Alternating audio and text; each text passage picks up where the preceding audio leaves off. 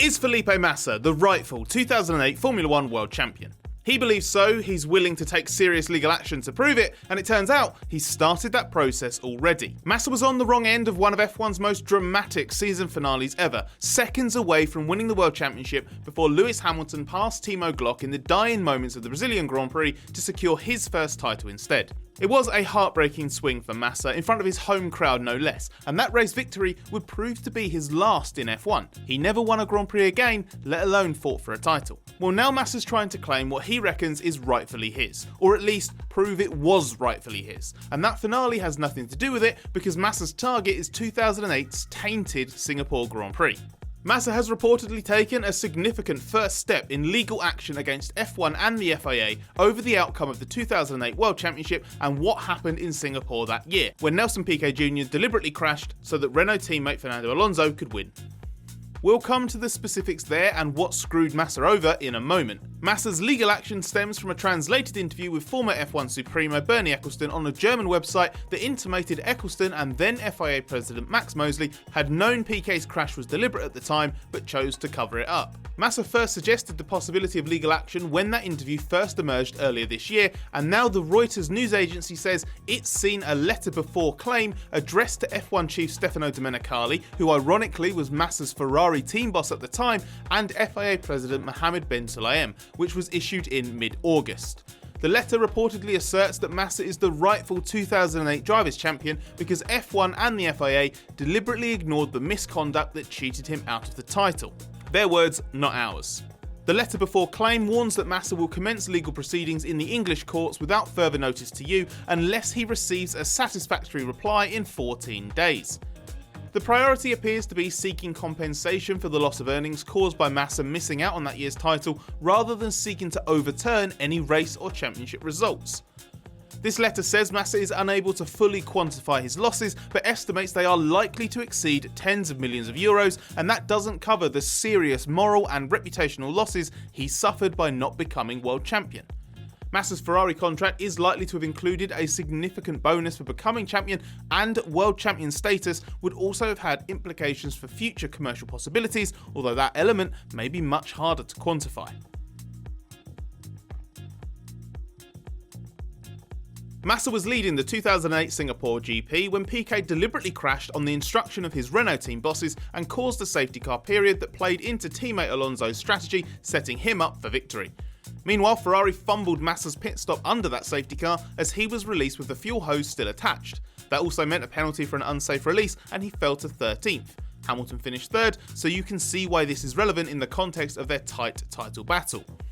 But when the scandal was uncovered a year later, Ferrari and Massa elected not to pursue legal resolutions.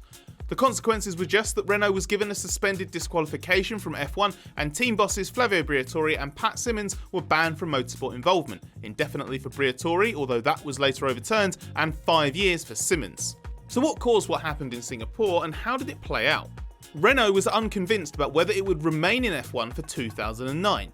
Things had been tough since its title-winning double of 05 and 06, and in the wake of the banking-induced global financial crisis, the corporate finances were not in a good place. Team boss Briatore told his senior staff that the parent company had informed him it would be pulling out for 2009 unless Renault could win a race in the remainder of this season, something which looked highly unlikely given that the car wasn't a front-runner. The pressure to deliver was immense. As far as the senior people were concerned, they would be looking at the closure of the team.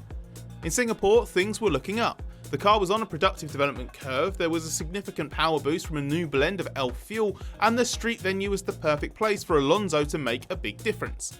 But as Alonso took to the track for his first Q2 lap, a fuel feed problem left him stranded, so he'd be starting the race 15th, which was a devastating blow.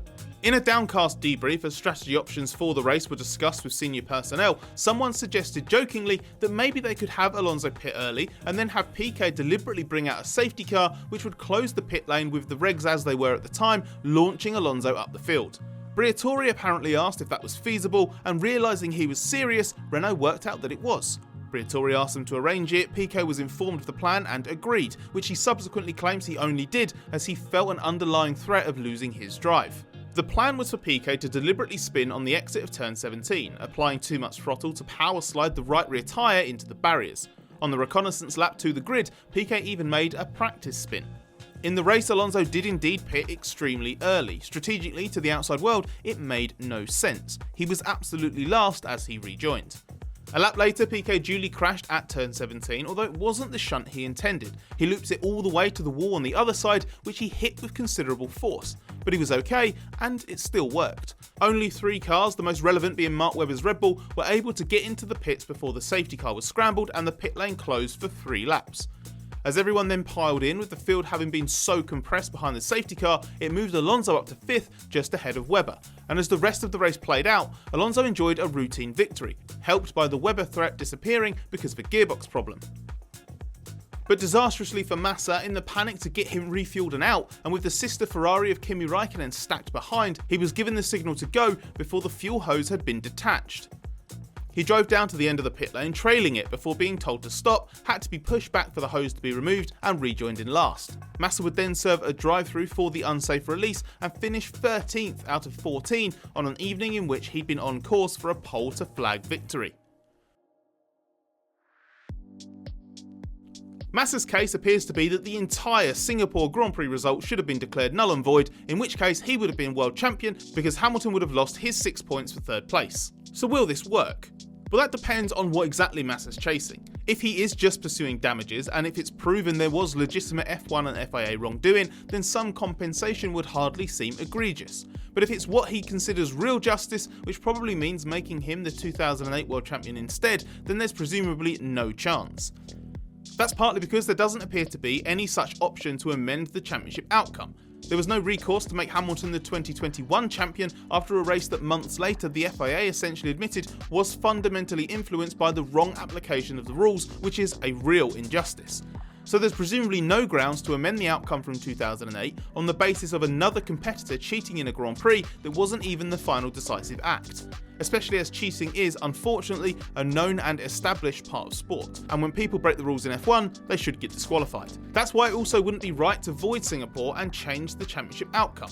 If it was possible to take swift action at the time, or in the months after, or even now, then the correct outcome would be disqualification for Renault from Singapore. That is the usual punishment when a competitor cheats. You don't just throw the entire classification out of the window and pretend the Grand Prix never happened. Especially as while it's fair to have a lot of sympathy for Massa himself, it has to be stressed that Ferrari badly botched it at the time too. Even with the subverting of the race, Massa could have almost certainly been standing on one of the podium steps had it not been for the disaster at his pit stop. Even 3rd would have put him in position to clinch the title in Brazil 5 weeks later. So yes, Renault cheated, Massa was cheated, but he was also let down by Ferrari. Pretending that doesn't matter ignores the reality of competition, as would pretending that voiding the result wouldn't have influenced the races that followed. If Singapore didn't count, then Hamilton would have led by 1 point, not 7, going into the final 3 races, and nobody can legitimately pretend that that could not have had an impact on how those Grand Prix played out, how Hamilton and Massa handled them, and how their teams managed the pressure too. Hence, if things could be changed in hindsight, then the only legitimate outcome, whether you did it then or now, is probably to exclude Renault from the 2008 Singapore Grand Prix and amend the race result. In that scenario, Alonso loses the victory, Nico Rosberg wins the race for Williams, and Hamilton picks up 2nd, while Massa only rises to 12th. The upshot being, Hamilton's 2008 title winning margin grows by 2 points. But if there is a legitimate alternative outcome to this, should Massa take it further, then it will be extremely interesting to discover.